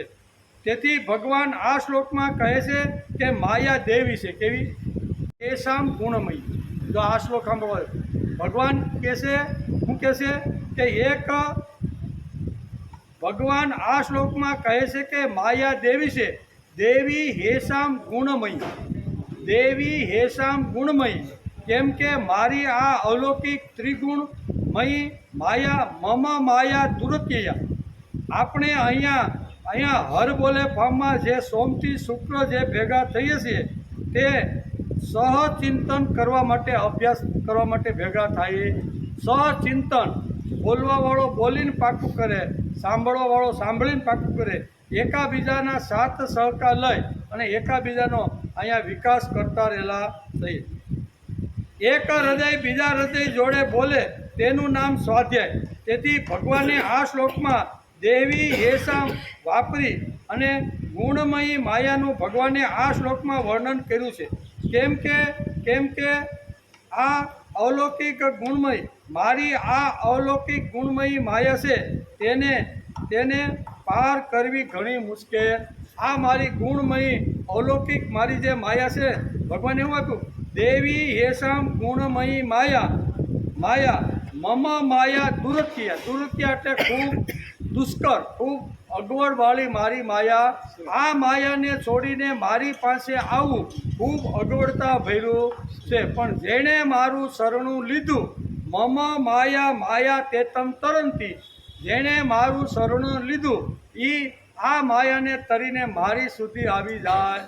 કેટલું સરસ ભગવાન સમજાવે છે. અઘરું તો છે જ, બરો સંસાર સાગર તરવો અઘરો તો છે, પણ સંસારમાં રહી અને મન જેણે મને આપી દીધું, મારી અંદર મારું શરણું જેણે સ્વીકારી લીધું છે ને, તે મારી સુધી આ બધું પાર કરીને આવી જાય છે. તેથી ભગવાન કહે માયા મારી છે એટલે જ બધી વાત પતી ગઈ, કામ પૂરું. ભગવાને કહી દીધું એકવાર માયા મારી છે, તેથી તેમની એના વિશે ગમે તેમ બોલવાનો તમને કોઈ અધિકાર નથી. ભગવાન જેના પર અલેકે સિક્કો મારે તે ખરાબ હોય. જેના ઉપર ગાંધીજીનો સિક્કો લાગી ગયો કે ગાંધીજીનો સિક્કો 500 રૂપિયા છપાઈ ગયા, સુંદર મજાનું ગવર્નરે કહી દીધું કે આ 500 રૂપિયાનો વેપાર કરવા વાપરવાનો હું તમને અધિકાર આપું છું, એમ કરીને સિક્કો એની માથે મારી ગયા, તો કોઈના બાપથી ના કહેવાય? એમ અહીંયા ભગવાને સિક્કો માર્યો છે. શું માર્યો છે? મમ માયા. આ માયા મારી છે, ભગવાને સિક્કો મારી દીધો છે. તેથી ભગવાને જેના ઉપર સિક્કો માર્યો હોય એને ગાળ બોલવાનો કે એના વિશે આડું અવળું બોલવાનો આપણને કોઈ અધિકાર નથી. ગીતા વાંચ્યા પછી સમાજની અંદર જે વ્યાસપીઠ ઉપર બેઠા છે ને, એ લોકોએ ગીતાનો અહીંયા 7મા અધ્યાયના અહીંયા 14મા શ્લોકનો ખાસ અભ્યાસ કરીને પછી વ્યાસપીઠ ઉપર બેસવું જોઈએ. તેથી અહીં કહે છે કે પહેલી વાત મમ માયા, પછી બીજી વાત કીધી દેવી. આ મમ માયા અને કેવી છે? દેવી છે. જે જેવી તેવી નથી. એમ કેવી? રાક્ષસી વૃત્તિવાળી નથી. દેવી ગુણોથી સંપન્ન થયેલી મારી આ માયા છે. એકવાર એને જો યોગ્ય જગ્યાએ એને યોગ્ય રીતે જો વાપરવાનો કરે ને, તો આ માયા તમારું ઘર ભરી દે. પણ વાપરતા આવડવી જોઈએ. ગમે ત્યાં આડી અવળી ગમે રીતે વાપરે તો અહીંયા કહે છે કે પહેલી વાત મમ માયા, પછી ભગવાન આ શ્લોકમાં કહે છે દેવી છે, જેવી તેવી નથી. પછી કહે છે ગુણમય. કેવી? આ બધા શબ્દો ભગવાને આ શ્લોકની અંદર મૂક્યા. પછી કહે છે કે આ માયા દેવી તો છે જ, મારી માયા તો છે, પણ એ કેવી છે? ગુણમય, બધા ગુણોથી ભરેલી. આ જે તમને માયા મેં જે ઊભી કરેલી છે ને, કોઈ વૃક્ષનો છોડ ઉપાડો તો એની અંદર ઔષધિ છે ને છે જ. આપણને એનું જ્ઞાન હોવું જોઈએ. વૈદ્યરાજ હોય તો એ ગમે તે વનસ્પતિમાંથી એ રસ કયા રોગ ઉપર લાગુ પડશે એ બધો એને અભ્યાસ છે કે નહીં. તેથી કોઈ પણ સૃષ્ટિની અંદર જે કાંઈ મારી જે રચના, મારી જે કંઈ માયા છે ને એ કેવી છે? ગુણમય છે. કોઈ પણ તુલસીનો છોડ હોય કે કોઈ પણ છોડ ઉપાડો તો એની અંદર દરેક પ્રકારના અલગ અલગ ટાઈપના ગુણો અંદર મારી માયાની અંદર મેં મૂકેલા છે. તો એ ગુણ લઈ, એ ઔષધિ લઈ અને માણસ પોતાનો જો રોગ દૂર કરે તો એ માયા ખરાબ હોય. પણ લોકો કહે છે કે માયા ખરાબ, તે માયા ખરાબ નથી. ભગવાને કીધું ગુણમય છે. કેવી? ભગવાને પોતે જ આ શ્લોકની અંદર શબ્દ વાપર્યો છે, મમ માયા ગુણમય. આ મારી જે માયા છે એ ગુણવાળી છે. મારી માયા છે એ દેવી માયા છે. મારી માયા છે એને સમજીને જો વાપરે અને એ માણસ મારા શરણું જો પકડે તો ગમે તેવું દુષ્કર જો સાગર હશે ને સંસારનો તો એ તરીને એ મારી પાસે આવી શકશે. આટલી સરસ વાત ભગવાને આ શ્લોકની અંદર આપણે સમજાવવાનો પ્રયત્ન કર્યો છે. પછી ભગવાન કહે છે કે આ માયા તરી જવી અઘરી પણ છે. હું ના પાડતા આ માયા તરી જવી અઘરી પણ છે અને ધારે તો સહેલી પણ છે. અઘરી પણ છે અને સહેલી પણ છે. કે સહેલી પણ છે કે મામેવ પ્રપદ્યંતે. મામેવ પ્રપદ્યંતે. પ્રપદ્યંતે શબ્દ ભગવાને અહીંયા એક શબ્દ ભગવાને વાપરો, માયા પ્રપદ્યંતે. એ માયા સમજી વિચારી અને મારા શરણે માણસ જો આવવાનો પ્રયત્ન કરે તો આ દેવી ગુણમયી જે માયા છે ને એને હું આવી રીતનો પાર કરાવી દઉં છું. સંસાર સાગર છે એકલા તરાય નહીં. આપણું ભાવગીત છે ને આજે જ ગાયું. ભક્તિ સમજાવી છે ગીતામાં વાંચજે, મનડું પ્રભુના ચરણમાં તું રાખજે. સંસાર સાગર છે એકલા તરાય નહીં. તરાય? સંસાર સાગર છે એકલા તરાય નહીં. ઈશ્વરની સહાય વિના પાર આ જે ભાવગીત છે ને એ આજના શ્લોકને અનુકૂળ. ભગવાનના કૃપા વગર, ભગવાનની આવી રીતની સહાય વગર આપણે પાર ઉતરી શકતા નથી. તેથી સંસાર સાગર છે એકલા તરાય નહીં. ઈશ્વરની સહાય વિના પાર ઉતરાય નહીં. જીવન નૈયાનું સુકાન એને સોંપજે, મનડું પ્રભુના ચરણમાં તું રાખજે. ભક્તિ સમજાવી છે ગીતામાં વાંચજે. આ વાત આપણે આ શ્લોક. સંસાર સાગર છે એકલા તરાય નહીં. ઈશ્વરની સહાય વિના પાર ઉતરાય નહીં. જીવન નૈયાનું સુકાન એને સોંપજે, મનડું પ્રભુના ચરણમાં તું રાખજા. માયા મતા તરંતી તે. આ જે માયા છે એ જેણે મારું શરણ લીધું છે એ માયાને સારી રીતે તરંતી એટલે તરી જાય છે. એમ કે માયા અઘરી પણ છે અને સહેલી પણ છે. વાપરતા આવડે સહેલી, ન વાપરતા આવડે તો અઘરી છે. પરમાત્મા કરે છે એના માટે માયા સહેલી છે. આ હાવ સીધું સાદું ગણિત ભગવાન આપને પરમાત્માને પકડી અને માયા સાથે રહી અને માયાને રમાડવાનો જે પ્રયત્ન કરે છે એના માટે સહેલું છે. ભગવાનને બાદ કરી અને સૃષ્ટિ સાથે જે વ્યવહાર કરે છે એના માટે માયા અઘરી છે એમ ભગવાન કહે છે. જે મારી પાસે આવ્યા તે તરંતી. તો આ એક શબ્દ, જે મારી પાસે આવ્યા છે તે કેવા? તરંતી. તે એટલે તરી જાય છે. કઠિનતા ક્યાં છે અને સરળતા ક્યાં છે એ ભગવાન આ શ્લોકની અંદર સમજાવે. જે મારી પાસે નથી આવતા ને એ ડૂબી જાય છે. મારું શરણ લઈ અને માયાને જે રમાડવાનો પ્રયત્ન કરે છે, માયાનો જે ઉપયોગ કરી અને જે અધ્યાત્મક ક્ષેત્રમાં આગળ જવાનો જે પ્રયત્ન કરે છે ને આ બધા લોકો ભગવાને વાપરો.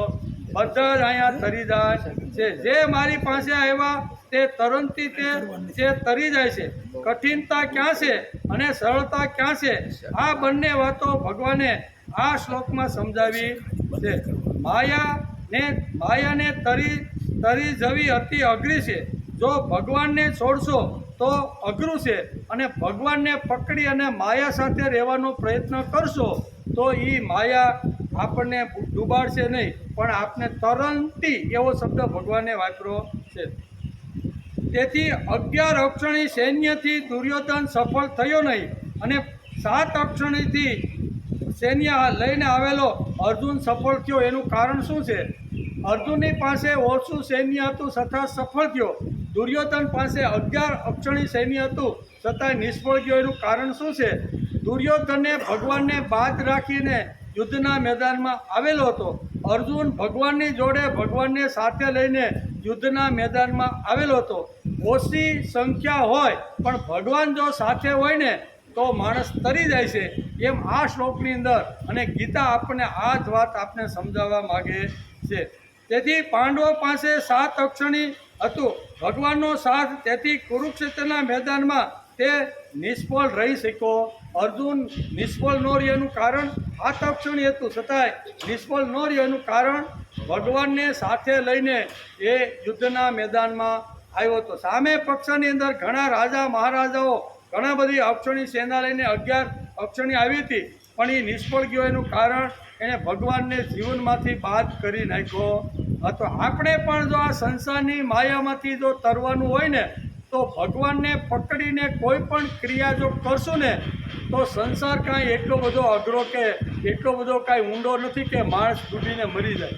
ભગવાન કે એકવાર મારા શરણે આવી અને મમ માયા, મારી માયાને સમજવાનો પ્રયત્ન કરે. પણ મારી માયા કેવી છે? તો કે મારી માયા દેવી છે. કેવી? ભગવાન પોતે કહે છે કે મેં જે ઊભી કરેલી માયા અથવા મેં જેને પત્ની તરીકે જેને સ્વીકારી છે એ લક્ષ્મી કેવી છે? તો કે દેવી છે. કેવી? દેવી છે. દેવી હેસામ, પછી ગુણમયી છે.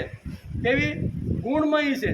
દુરત્ય તો છે જ, જો એને સમજીને વાપરવાનો ઉપયોગ ન કરે તો દુરત્ય છે, અને સમજીને એનો ઉપયોગ કરવામાં આવે તો એ તરંતી છે. આ 2 શબ્દ ભગવાને આ શ્લોકમાં વાપરીને સમજાવવાનો પ્રયત્ન કર્યો છે. બીજી વાત છે, તેથી જે ભગવાનની પાસે ગયા માયા તેતામ તરંતી તે, ભગવાનનું શરણ લેશે તેઓ આ માયાને તરી જાય છે.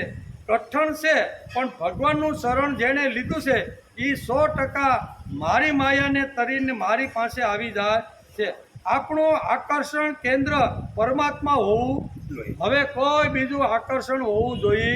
હવે હું અને મારો પરમાત્મા, આપણું આકર્ષણ કેન્દ્ર હવે પરમાત્મા જ હોવો જોઈએ. અવિદ્યા નહીં. કેવો? માયા હોવી જોઈએ. ભગવાનની માયા પ્રત્યે લગ્ની લગાડવી, અવિદ્યા નહીં. અવિદ્યાને ઘણા લોકો માયા કરીને માયાના નામે ગાળો ઠપકારે રાખે છે. આપણું આકર્ષણ કેન્દ્ર તેથી પરમાત્મા હોવા જોઈએ. તેથી માયા ગુણમયી મમ માયા દુરત્યયા, આવો ભગવાને આ શ્લોકની અંદર શબ્દ વાપર્યો છે. મામેવ એ પ્રપદ્યંતે માયા મેતાન તરંતી, માયામાં પડેલો માણસ, મારી સુધી આવેલો માણસ એ પણ તરી જાય છે. અવિદ્યામાં પડેલો માણસ ડૂબી જાય છે. એમ ભગવાનને આ શ્લોકની અંદર કહેવાનું છે. તેથી કે કબીરની એક વાત દાદા પાંડુરંગ શાસ્ત્રી કરે છે. એક ગામ હતું, ગામની અંદર જૂના કાળની વાત, કબીર તો ઘણા વર્ષો પહેલાં થઈ ગયા, એટલે જૂના કાળની વાત, એટલે ગામની અંદર બોલી ઘંટલો હોય ને આપણે, એ ઘંટલોથી આવી રીતનું દળનું દળવાનું હોય. એટલે એક બેન દળનું દળતા હતા, એમાં એક 15-17 વર્ષનો છોકરો ત્યાં બાજુમાં ઊભો હતો, અને એ તો ધ્રુસકે રડવા લાગ્યો. આજુબાજુવાળા ભેગા થઈ ગયા કે આ છોકરો રડે છે કેમ? આ બેન તો ઘંટી દળનું દળે છે અને આ છોકરો બાજુમાં ઊભો રડે છે. એટલે કોઈ સમજી શીખા નહીં. સાનો રાખવાનો ઘણાએ પ્રયત્ન કર્યો, પણ એ બાળક સાનો રહેતો નથી. થોડો સમય થયો એટલે કબીર ત્યાંથી પસાર થયા. એને આટલું બધું ટોળું જોયું અને બાળકને રડતો જોયો, એટલે લોકો કહેવા માંડ્યા કે સંત પધાર્યા છે, હવે એ જ કંઈક આનો ઉકેલ આપશે. અમે ગમે તેટલું પૂછી છીએ પણ કંઈ વાત કરતો નથી. રડવાનું કારણ શું છે? એટલે એ જ્યારે સંત મહાત્મા કબીર ત્યાં આવે છે, કબીર જોવે છે, જાણી ગયા છોકરાને જોયો રડે છે. એ શા માટે રડે છે? રડતો રહેલો છે, ઘંટિયામું જોવે છે, રડતો રહેલો છે ઘંટિયામું. એટલે કબીર સમજી ગયા કે આનું રડવાનું કારણ કબીર બરોબર સમજી ગયા. કબીરે એ બેન જે દળનું એટલે કે ઘંટલો હાંકતા હતા એની પાસે જઈને કીધું, ઘંટલાનું બેન પડ ઊંચું કરો નહીં. એ પડ ઊંચું કર્યું તો દળાની અંદર જે કાંઈ લોટ હતો ને એ બધો પીસાઈને લોટ બારો હતો. જેટલા ખૂટાની સાથે જેટલા દાણા સોટેલા હતા ને એ બધા અખંડ રહી ગયા. બરોબર ને? એટલે અખંડ રહી ગયા એટલે કબીરને નક્કી થઈ ગયું કે આ બાળક એટલા માટે રોવે છે કે સંસાર ની સખીની અંદર બધાય આવવાની, બધાય પીસાઈ જવાના છે. શું કહે છે? સંસારની અંદર આ બધાય પીસાઈ જવાના છે. અને આ બધાય પીસાઈ જાય એટલે બાળકને રડવું આવતું હતું. અને પછી કબીરે કીધું કે આ બાળકને કીધું કે બાળક આટલા માટે રડે છે, આ પીસાય, તમે બધા પીસાઈ જવાના છો ને એટલે બાળકને રડવું આવે છે. અને પછી બાળક ખડખડાટ હસવા લાગ્યું. શા માટે? કે ખીલાની પાસે 5-15 દાણા હતા કે જે આવી રીતના પીસાણા વગરના પડ્યા. સંસારમાં રહેવાનું એટલે પીસાવાનું તો ખરું, પણ જેને ખૂટાનો આધાર એટલે પરમાત્માનો આધાર જેણે લીધો છે ને એ બચી જાય. બાકી બધાય પીસાય. કોઈ ઘરવાળી પીસી નાખે, કોઈ સમાજ, કોઈ ધંધો, કોઈ નોકરી, કોઈ હાથી રહ્યા હોય તો ત્યાં પણ પીસી નાખે, કામ કરાય. પીસવાનું કામ આખી દુનિયા સમાજને કરે કે નહીં? પણ જેણે પ્રભુનું સાનિધ્ય લીધું, ખીલા પાસે આવીને જે દાણો રહી ગયો ને એ દાણો અખંડ. એટલે બધા સમજી ગયા, કબીરને નમસ્કાર કર્યા કે વાત તો સાચી છે. એટલે સંસારમાં બધાય પીસાય છે ખરા, પણ પરમાત્માનો ખિલ્લો જેણે પકડ્યો છે ને એ આવી રીતનો રહી જાય છે. એટલે આપણે પણ આ શ્લોકની અંદર આજે 2 વાતો આજે આપણે સમજવાની છે. અહીંયા ભગવાને પણ સ્પષ્ટ કહી દીધું છે, આ દેવી માયા છે, મમ માયા દેવી. બરોબર? દેવી છે, દુરત્ય છે, ગુણમયી છે, બધી રીતે સરસ છે. પણ જો એ મારી માયાને સમજણપૂર્વક જો ઉપયોગ નહીં કરવામાં આવે તો ઘંટીના પડની 2 થાળાની વચ્ચે આવશે, એ પીસાઈ જાય. પણ પછી આગળ કે મમ માયા તરંતી, તે મારી માયા છે પણ મને પકડીને એ માયાનો જો ઉપયોગ કરશે ને તો એ તરંતી શબ્દ કેવો આપ્યો છે? તરંતી એટલે તરી જાય છે. તેથી ભગવાનની જ આ માયા છે એમાં સમજવાનું છે. ગુણમયી માયા છે પણ ઓળખવી મુશ્કેલ છે. આજે માણસ એમાં જ ફસાઈ ગયો છે. અવિદ્યા છે, ખરેખર એ બધી અવિદ્યા છે, ભગવાનની માયા નથી. ભગવાન કે એ મારી માયા છે. ભગવાનની એટલે કે ભગવાનની માયા છે એમ સમજવાનું છે. ગુણમયી માયા છે પણ ઓળખવી મુશ્કેલ છે.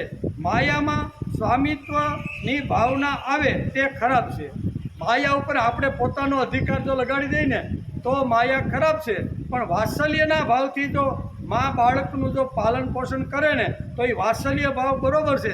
પણ એના ઉપર ચીકો લગાડી દે, આને અત્યારે ભલે હું મોટો કરું, ભલે ધાવણ દવડાવું, પણ મોટો થઈને મારું ભરણ પોષણ કરશે, વૃદ્ધ થાય ત્યારે આ જો સિક્કો જો આપણે લગાડીએ તો શાસ્ત્રકારો કે આ દુઃખ છે. મોટો થયા પછી કદાચ ન સંભાળે તો દુઃખ લાગે કે નહીં? તેથી અહીં કહે છે કે એના ઉપર મમત્વ લગાડવાનું, મારું છે એમ નહીં. એમ અહીં કહે છે ને કે ભગવાનની જ માયા છે, આ સમજવાનું છે. ગુણમયી માયા છે પણ ઓળખવી મુશ્કેલ છે. માયાની અંદર સ્વામિત્વ, હું એનો માલિક છું, આવી ભાવના રાખવાની નથી. હું એનો સેવક છું અને મારી ફરજ પ્રમાણે બાળકને ઉછેરવું એ મારી ફરજની અંદર આવે છે. તેથી ભગવાનની માયા પર દાવો કરવાનો કોઈને અધિકાર નથી. ભગવાનની માયા ઉપર દાવો કરવાનો કોઈનો અધિકાર નથી. માયા કોઈના હાથમાં આવતી જ નથી. આવે માયા કોઈના હાથમાં આવે નહીં. તેથી દેવી હેશામ ગુણમયી માયા મમ દુરત્યા મામેવ એ પ્રપદ્યંતે તરંતી તે મત મેઘ. આમ કરીને ભગવાન આ શ્લોકની અંદર બહુ સરસ રીતે હું કહી દીધું કે મારી જે માયા છે ને એ દેવી છે. પહેલી વાત, મારી જે માયા છે એ ગુણમયી છે. મારી માયા છે એ તરવી ખૂબ જ દુષ્કર છે, એ પણ સાથે સાથે કહી દીધું. પછી મામેવ એ પ્રપદ્યંતે, મામે પણ જે માયા છોડી અને મારા શરણે, માયામેવ પ્રપદ્યંતે, મારા શરણે જે આવ્યો છે, મામેથી તરંતી, એ મારા શરણે જે લોકો આવ્યા છે તે માયામાંથી તરવી અને મારી પાસે લાવવું. આટલું સ્પષ્ટ ભગવાને આ શ્લોકમાં કીધું. તેથી સૃષ્ટિ અતિશય સુંદર છે, માયા અતિશય સરસ છે, ગુણમયી છે, પણ એ પરમાત્માની છે. જેની પાસે છે તેની પાસે જાઓ તો બરાબર તો કંટ્રોલ આવે. ભગવાનને શરણે જો જાય તો આ માયામાંથી 100% આપણે ઉગરી જઈએ અથવા તરી જઈએ, એવું ભગવાનને આ શ્લોકની અંદર કહેવાનું છે. ભગવાન બહુ સરસ રીતે આ વાત સમજાવવાનો આપણે પ્રયત્ન કરે છે. હજી ભગવાન અહીંયા કહે છે કે જે ભક્ત લોક છે, જે ભગવાનના લાડકા જે દીકરા છે ને, એ આ રીતે વ્યવહાર કરીને મારા સુધી આવી શકે છે. પણ મને છોડી અને બીજા ઘણા લોકો સમાજમાં એવા છે કે મને છોડ્યા પછી ઘણી બધી સારી કૃતિઓ કરે છે, પણ એવા અધમ લોકોને હું ક્યાં માર્ગે લઈ જાઉં છું ને, એ હવે પછીના 15મા શ્લોકમાં ભગવાને કીધું. માયાને મારી સમજી, મારું ગુણ સમજી, દેવી સમજી અને જે ભક્ત મારો ઉપયોગ કરે છે એને તારવાની જવાબદારી ભગવાન કે મારી છે. પણ મને છોડી અને બધું સમાજમાં કલ્યાણ કરવાનો જે લોકો પ્રયત્ન કરે છે, આવા દુરાશયી લોકોની ગતિ કેવી રીતની થાય છે એ ભગવાન 15મા શ્લોકની અંદર સમજાવે. મને છોડીને જે લોકો સારા કામો કરવાનો પ્રયત્ન કરે છે, સારા કામ કરે છે, પણ મને છોડીને જે કરે છે એ લોકોનું અધોગતિ હું કેવી રીતે કરું છું ને, એ ભગવાન અહીંયા 15મા શ્લોકમાં કહે છે. એનો વિચાર આપણે સોમવારે, આવતીકાલે શનિ અને રવિ 2 દિવસની રજા, સોમવારે આપણે આવશું ત્યારે ભગવાન આવા લોકોને જે ફટકા મારે છે એનો અભ્યાસ તો કરવો પડે ને આપણે, કે ભગવાન આવા લોકોને કેવા ફટકા મારે છે, કેવી રીતનો સમજાવે છે, એનો વિચાર આપણે સોમવારે કરીશું.